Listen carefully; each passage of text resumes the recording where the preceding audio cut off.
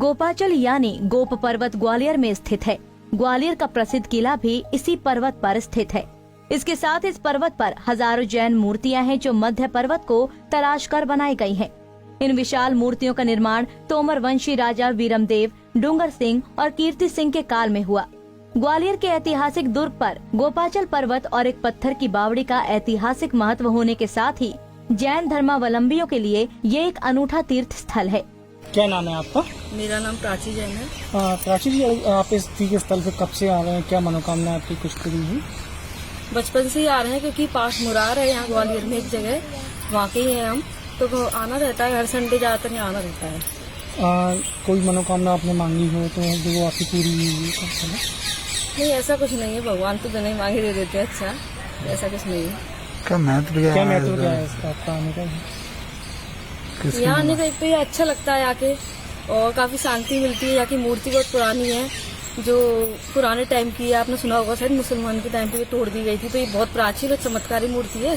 बताया जाता है कि 22वें तीर्थकर भगवान नेमिनाथ के शासनकाल में जैन श्रावकों ने गोपाचल पर्वत पर भगवान पार्श्वनाथ, केवली भगवान और 24 तीर्थकरों की 9 इंच से लेकर 57 फुट तक की प्रतिमाएं बनाई थी। यहाँ जैन धर्मावलंबियों के तीर्थकरों की एक से बढ़कर एक प्रतिमाएं देखने को मिलती है।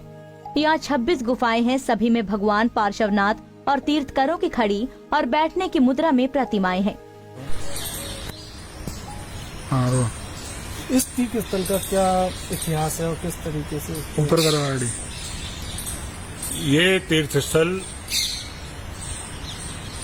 नेमनाथ जैन धर्म के 22वें तीर्थंकर नेमनाथ भगवान के समकालीन उनके शासनकाल में सुप्रतिष्ठित केवली भगवान का यहाँ से निर्माण हुआ। उनके निर्माण के पश्चात जैन श्रावकों ने अनेक प्रतिमाएं ग्वालियर दुर्ग में निर्माण कराया और भक्ति भाव से ये ग्वालियर क्षेत्र जैन धर्म का प्रकांड क्षेत्र रहा है और यहाँ बहुत बड़ी संख्या में जैन समाज रहती थी। आज काल का प्रभाव है, जैनों की संख्या कम होती जा रही है।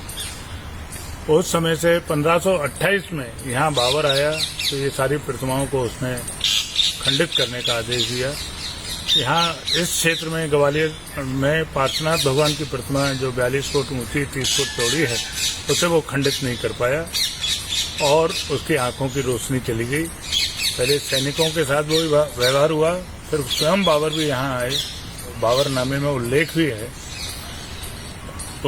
इस बात का कि उनकी आंखों की रोशनी चली गई थी। क्षमा याचना करने के पश्चात वो कहा जाता है कि 1528 मुस्लिम आक्रांता बाबर यहाँ आया था। उसने इन ऐतिहासिक जैन प्रतिमाओं को खंडित करने का आदेश दिया था। प्रतिमा खंडित करते समय उसके सैनिकों की आंखों की रोशनी चली गई। जब बाबर को ये बात पता चली तो उसने गोपाचल पर्वत पर आकर यही हरकत की, जिसके कारण उसकी भी आंखों की रोशनी चली गई। बाद में उसने प्रतिज्ञा की कि भविष्य में किसी भी जैन प्रतिमाओं को नहीं तोड़ेगा, जिससे बाबर और उसके सैनिकों की आंखों की रोशनी लौट आई। किले के उर्वाई गेट और गोपाचल पर्वत पर जैन तीर्थकरों की ये अप्रतिम प्रतिमाएं हैं। यहाँ देश और दुनिया से जैन धर्मावलंबी भगवान से प्रार्थना करने आते हैं। रविवार को यहाँ श्रद्धालुओं की ज्यादा भीड़ होती है, लेकिन पिछले कुछ महीनों से चल रहे लॉकडाउन के कारण यहाँ काफी कम संख्या में ही सैलानी आते हैं। जैन धर्मावलंबियों के अलावा पर्यटक इनको देखकर आंखों तले उंगली दबा लेते हैं, क्योंकि ऐसी प्रतिमाएं आज के दौर में बनाना बेहद मुश्किल है। आज भी ये विश्व की सबसे विशाल 42 फुट ऊंची पद्मासन पारसनाथ की मूर्ति अपने अतिशय से पूर्ण है एवं जैन समाज के परम श्रद्धा का केंद्र है। भगवान पार्श्वनाथ की देशना स्थली भगवान सुप्रतिष्ठित केवली की निर्वाण स्थली के साथ 26 जिनालय एवं त्रिकाल 24 पर्वत पर और 2 जिनालय तरहटी में है। ऐसे गोपाचल पर्वत के दर्शन अद्वितीय है। यद्यपि ये प्रतिमाएं विश्व भर में अनूठी है, फिर भी अब तक इस धरोहर पर न तो जैन समाज का ही विशेष ध्यान गया है और न ही सरकार ने इनके मूल्य को समझा है।